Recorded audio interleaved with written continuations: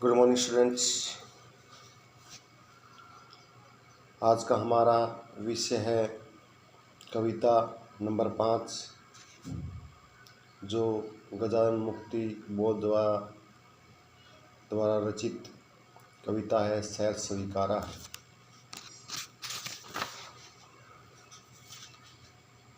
इसमें कवि ने यह जो कविता का अंश है जो भूरी भूरी खाक धूल में से ली गई है, एक होता है स्वीकारना और दूसरा होता है सहर्ष स्वीकारना, यानी खुशी खुशी स्वीकार करना।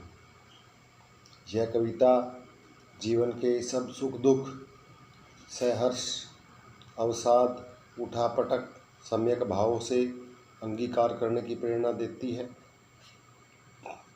कवि को जहाँ से यह प्रेरणा मिली, प्रेरणा के उस तक भी हमको ले जाती है।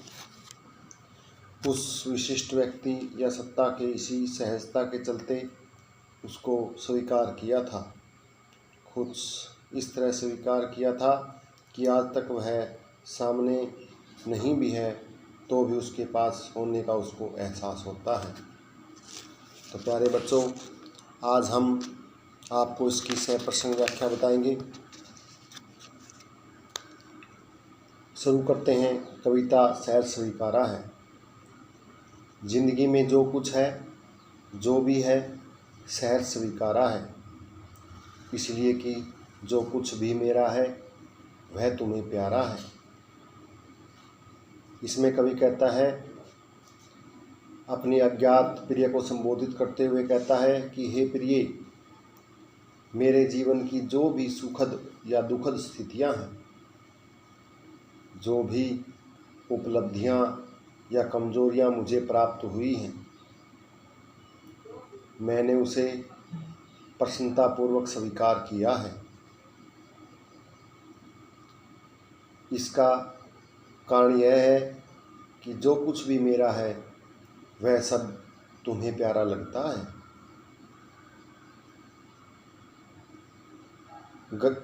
गर्बीली गरीबी यह गंभीर अनुभव सब, यह विचार वैभव सब, दृढ़ता यह, भीतर की सरिता यह अभिनव सब, मौलिक है, इसलिए कि पल पल में जो कुछ भी जागृत है, अपलक है, संवेदन तुम्हारा है। इसमें कवि आगे कहता है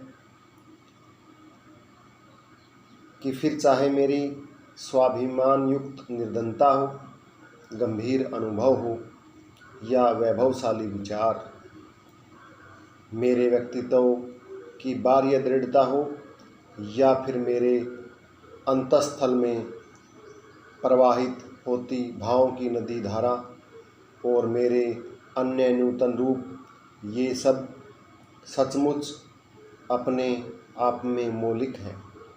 और इसकी मौलिकता का कारण है कि मेरे जीवन में जो कुछ भी प्रतिपल घटता है, मेरे जीवन की जो भी गतिशील चेतना है, उन सभी के साथ तुम्हारी संवेदनाएं जुड़ी हुई हैं। उन सब के पीछे तुम्हारी ही प्रेरणा है।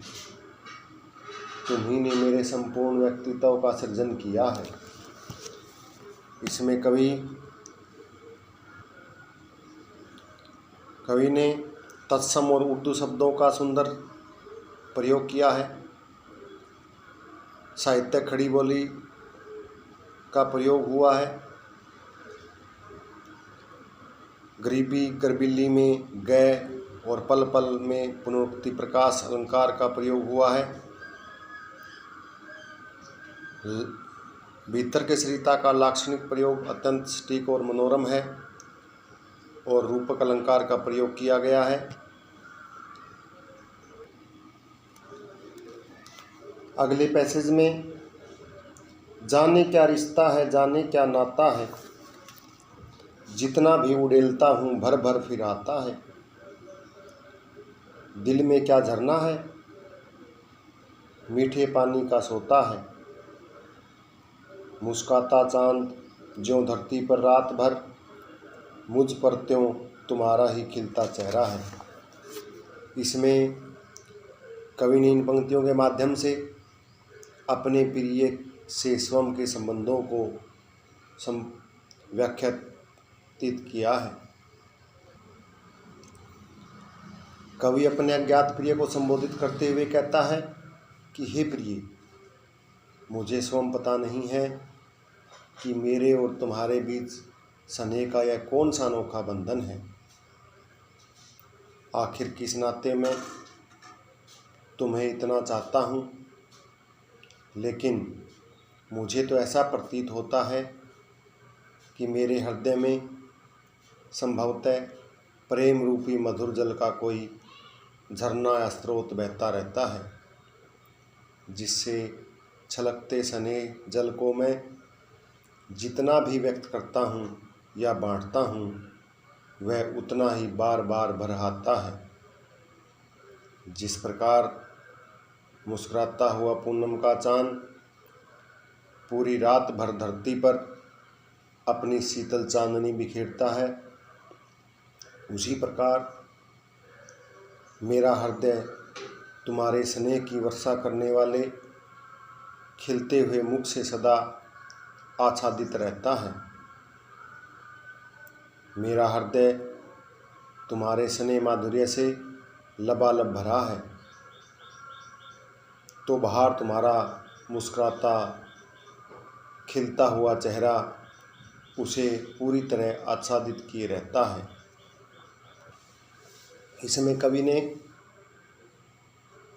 कहा है कि जो उसका प्रिय है, अज्ञात है, उसे मालूम नहीं है कि कौन है, वह उसी की याद में खोया रहता है और उसी को याद करते हुए उसका खिलता हुआ काल्पनिक चेहरा अपने सामने याद आता है और उसी को अपने मन में बसाए हुए वह हमेशा दुख हो या सुख हो, उसमें समान से अविचलित होते हुए इस संसार में अपना जीवन यापन कर रहा है।